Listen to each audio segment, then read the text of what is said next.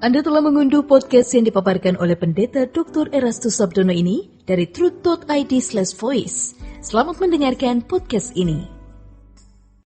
Shalom saudara, hari ini 8 Agustus. Kiranya hari ini menjadi hari yang penuh berkat bagi saudara. Ya, saudaraku, kalau kita memperhatikan kehidupan murid-murid Yesus ketika mereka masih bersama-sama dengan Yesus atau sebelum Yesus disalib, setelah Yesus dibaptis, dia memilih murid-muridnya.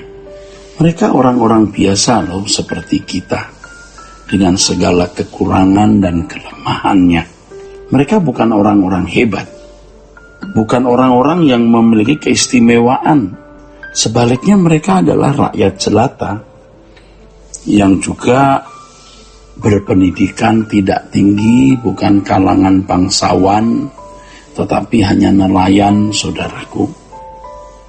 Saudaraku sekalian, murid-murid Yesus pun pada mula-mula ikut Yesus itu juga hanya karena mau mengubah nasib, karena mereka berharap Yesus menjadi raja seperti Herodes dan mereka akan kebagian ya, jabatan, harta, kemuliaan, dan lain sebagainya.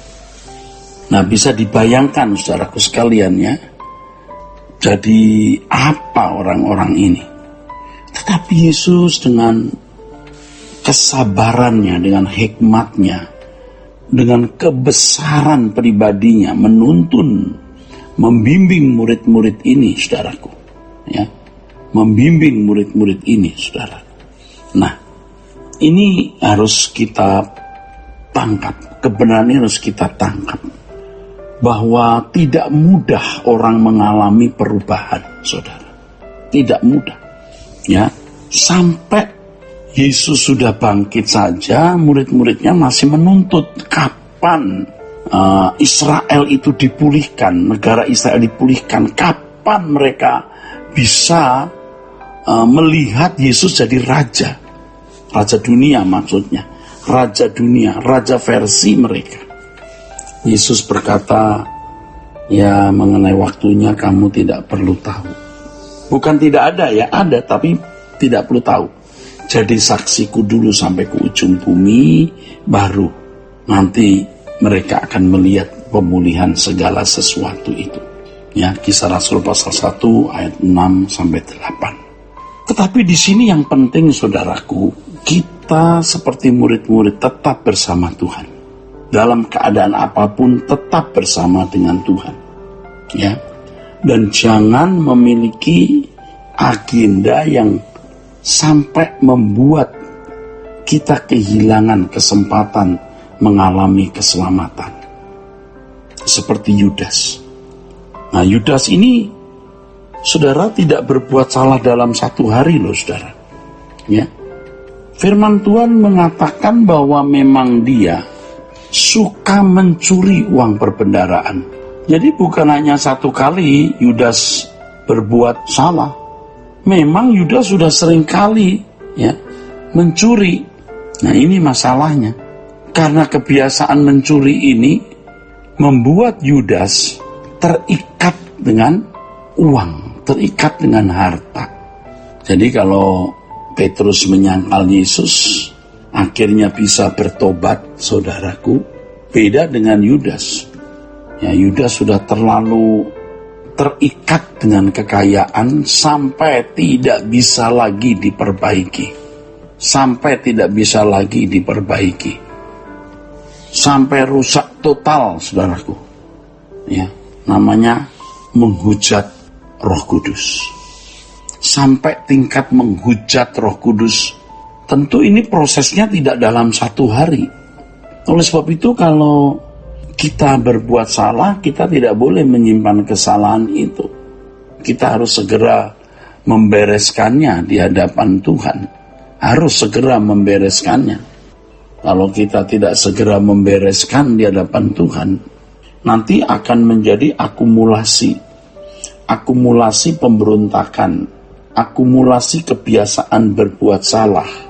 Bayangkan saudara, dari mencuri uang kas yang dipercayakan Tuhan kepadanya, yang dipercayakan Yesus kepadanya, sampai dia berani menjual Yesus kepada imam-imam kepala.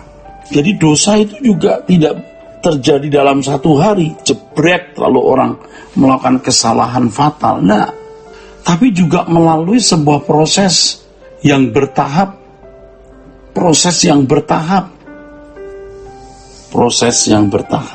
Demikian pula dengan kesucian.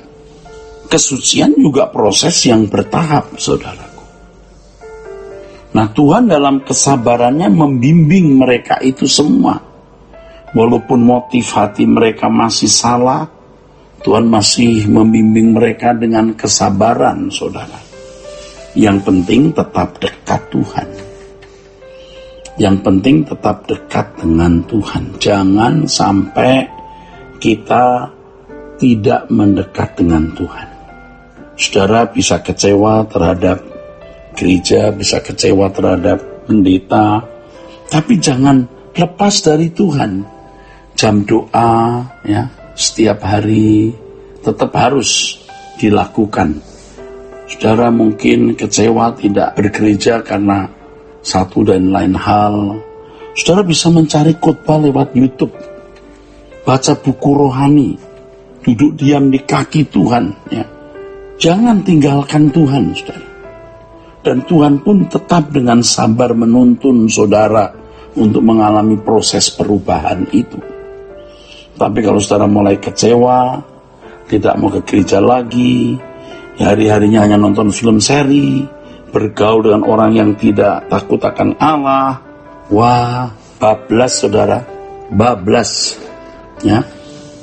Saya ulangi lagi, kalau Yudas itu sering mengambil uang yang disimpan dalam kas yang dipegangnya, itu dalam Yohanes 12 ayat yang ke-6, sampai bisa menjual guru dan Tuhannya. Nah, kalau kita, ya, dari hal-hal sederhana kita mengasihi Tuhan, sampai kita menyerahkan nyawa kita untuk Tuhan. Kita rela menyerahkan nyawa kita, bukan hanya rupiah kita, bukan hanya waktu 2-3 jam, tapi seluruh hidup kita tanpa batas untuk Tuhan. Itulah sebabnya firman Tuhan mengatakan selagi dia bisa ditemui, ya, artinya selagi Tuhan masih memberi kita kesempatan untuk belajar, jangan tinggalkan Tuhan. Selama Tuhan masih memberi waktu kita untuk boleh belajar dari Tuhan, jangan tinggalkan Tuhan. Mungkin ada di antara saudara yang selama ini kecewa terhadap Tuhan karena ada orang yang saudara cintai meninggal dunia, karena saudara jatuh miskin atau sakit yang tidak tersembuhkan, atau saudara dipermalukan oleh suatu keadaan, gagal karir, gagal studi, gagal berumah tangga, dan Anda merasa seperti dijahati oleh Allah. Allah tidak menjahati saudara, Dia Allah yang baik. Dia mengizinkan Anda mengalami semua itu untuk bisa dibimbing ke surga. Ya, jangan kecewa, ayo kembali kepada Tuhan. Sola Gracia. Untuk berlangganan renungan harian dalam bentuk cetak, silakan hubungi Truth Literatur di nomor telepon 0878 7870 7000. Untuk mendapatkan CD khotbah, MP3 renungan Truth, dan CD album lagu produksi Sola Gracia, Anda dapat menghubungi di hari dan jam kerja di nomor telepon 021 638 60953. Tuhan Yesus memberkati. Sola Gracia.